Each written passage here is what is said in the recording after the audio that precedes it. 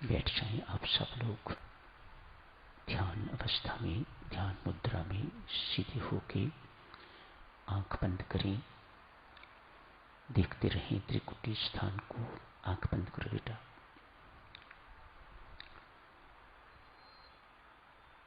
आज बैसाखी है। पुण्य पर्व पर आप सबको हार्दिक बधाई देता हूँ, शुभकामनाएं एवं मंगल कामनाएं। आज इस श्री राम शरण का उद्घाटन दिवस भी है। इस मांगलिक अवसर पर भी आप सबको हार्दिक बधाई।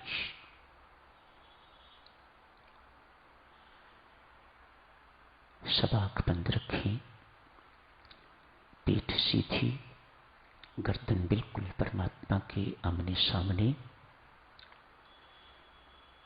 त्रिकुटी स्थान को देखते हुए भीतर ही भीतर प्रारंभ में परमेश्वर के नाम का स्मरण करें। करते करते निर्विचार हो जाइएगा। इसे अपने आप बंद होने दीजिएगा। राम नाम उच्चारण अपने आप बंद हो जाए, उस वक्त आप निर्विचार होते हैं, निर्विषय होते हैं। कम से कम उस समय तो निर्विकार भी होते हैं। यही हमारा वास्तविक स्वरूप है। इसी अवस्था में, इसी समय में हमें महसूस होता है हम किसके अंश हैं, हमारा वास्तविक स्वरूप क्या है। हम दे नहीं, वे तो नश्वर है, जल के खाक हो जाएगी। हम उस अंशी जो अनश्वर है, जो शाश्वत है, उसके अनश्वर एवं शाश्वत अंश हैं। ये बोध ऐसी ही अवस्था में होगा।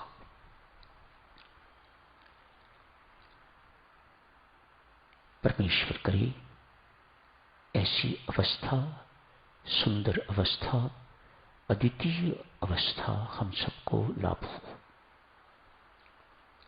हर साधना का लक्ष्य यही है, ध्यान का लक्ष्य यही है, इस अवस्था को लाभ करना, ताकि आप उस परमेश्वर से अपनी आइडेंटिटी अनुभव कर सको, उसकी अनुभूति आपको हो सके।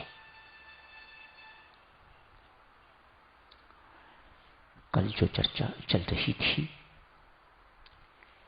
ऐसी चर्चा सुनते सुनते जो कुछ वहां घटित हो रहा है, वही घटित होता हुआ दिखाई देने लग जाए तो ये ध्यान अवस्था है। वह स्वयं पर घटित होने लग जाए तो ये ध्यान अवस्था है। कल आप जी ने देखा था, सुना था, एक गोपी को आज उनके पति ने कमरे में बंद कर दिया है। द्वार खिड़कियां सब बंद कर दी हैं, बाहर से ताला लगा दिया है, ताकि ये प्रेमिका, प्रेयसी अपने प्रियतम परमात्मा को, श्री कृष्ण को मिलने न जा सके। बाह्य द्वार खिड़कियां सब बंद हो गई हैं, लेकिन अंदर की खिड़कियों को, द्वारों को तो कोई बंद नहीं कर सकता।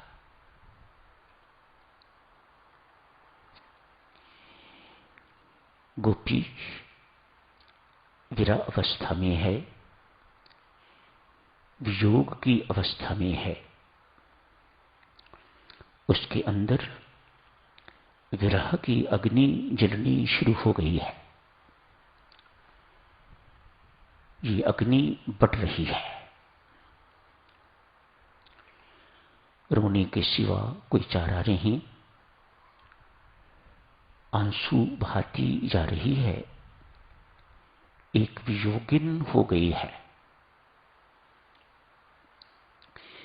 वियोगिन की स्थिति थोड़ी आप जी के समक्ष कल भी वर्णन की गई थी। ऐसी विरहन कैसी हो जाती है। हम सब परमात्मा के सामने स्त्रियां ही हैं, महिलाएं ही हैं। पुरुष ये ना सोचें कि ये महिलाओं की बात की जा रही है। हम सब भी उस परम पुरुष के सामने महिलाएं ही हैं। महिला अर्थात जो समिट करना जानती है, जो समिश्चित होना जानती है, जो किसी का होना जानती है। एक विरहन की क्या हालत होती है। न भूख लगती है, न प्यास, गुमसुम सी हो जाती है। अपने दिल की, अपनी आंतरिक दशा किसको सुनाए, कोई सुनने वाला नहीं। वही समझ सकेगा जो उस जैसा वियोगी ही होगा, जिसकी तड़प उसी जैसी है जैसी उसको लगी हुई है। वही इसको समझ सकेगा। हर किसी के समझ की ये बात नहीं है। वह इधर उधर सिसकती रहती है। उसका रोना, बेचारी खुल के रो भी नहीं सकती, इसलिए इधर उधर सिसकती रहती है। खाती तो है लेकिन अनमनी सी होके, खाने को बहुत मन नहीं करता, प्यास नहीं लगती, नींद नहीं आती। रात्रि कई बार बीच में जागती होगी। दिन को भी उसकी हालत बेचारी की ऐसी ही होती है, उदास बनी रहती है। खाते पीते भी उसका वजन कम होता जाता है। बेमना जो खा रही है। किसी से बात करने को मन नहीं करता, किसी से मिलने को मन नहीं करता। ये वियोगी की हालत, ये वियोगित की हालत। माथे पर बिंदी लगाने को मन नहीं करता, मांग में सिंदूर भरने को मन नहीं करता। एक ऐसी हालत हां साफ सुथरी रहती है। क्यों? प्रियतम को ये बहुत पसंद है, साफ सुथरापन। पर श्रृंगार इत्यादि बिल्कुल नहीं करती, करती भी है तो मन से नहीं करती। आज इस गोपी की हालत यही हो गई हुई है। जैसे जैसे आंसू बहते जा रहे हैं, मानो अंदर की आग भड़कती जा रही है, बढ़ती जा रही है। तैसे तैसे उसके पिछले संस्कार जल के राख होते जा रहे हैं। आपको कल भी अर्ज की थी, ये विरह अग्नि प्रबलतम है। ये प्रारब्ध कर्मों के संस्कारों तक जलाने में सक्षम, और कोई ज्ञान, भक्ति, कर्म इत्यादि, योग इत्यादि प्रारब्ध कर्मों के संस्कारों को जला के खाक नहीं कर सकते। लेकिन विरह की अग्नि में इतना समर्थ है कि वह जन्म जन्मांतरों के हमारे कुसंस्कार, पाप संस्कार, जितने भी संस्कार संचित हुए हैं, जो प्रारब्ध बनने को भी तैयार हैं, वह भी जल के सब राख हो जाते हैं। गोपी बहुत हल्की फुल्की हो गई है। क्यों? पापों का सारा बोझ उतर गया।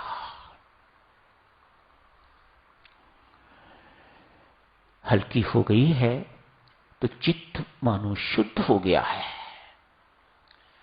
चित्त शुद्ध हो गए तो चित्तचोर को आने में कोई कठिनाई नहीं। चित्तचोर तो इतनी ही बात की इंतजार करता है, आप अपना चित्त चुराने योग्य बनाओ तो मैं चुराने को तैयार हूं।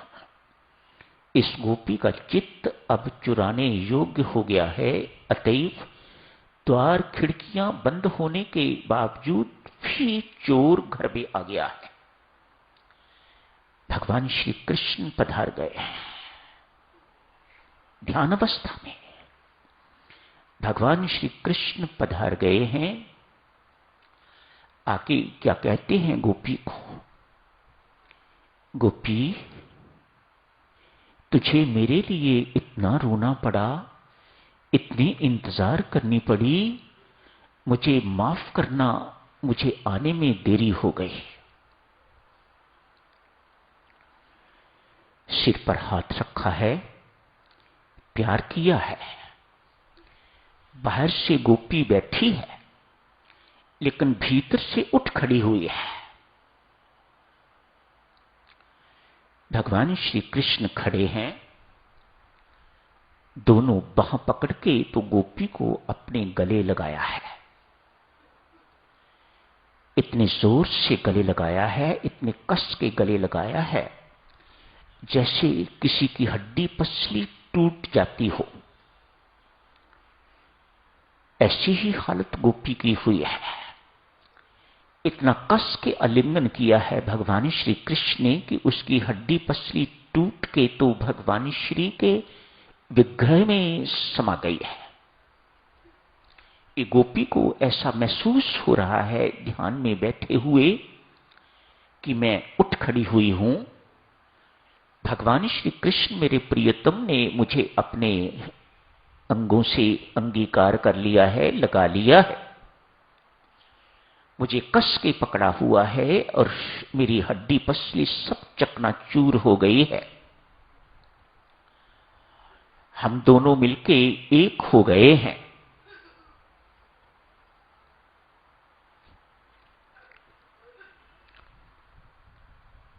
विरह व्यथा, विरह व्यथा।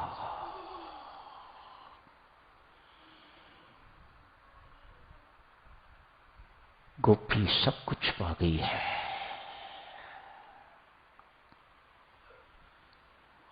न जाने कब ध्यान टूटा होगा।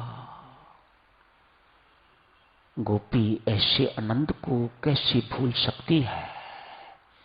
संत महात्मा कहते हैं वह आनंद गोपी को प्राप्त हुआ जो अनेक युगों की प्रारब्ध के सुखों के बाद यदि किसी को कोई आनंद मिलता है तो तुलना नहीं की जा सकती।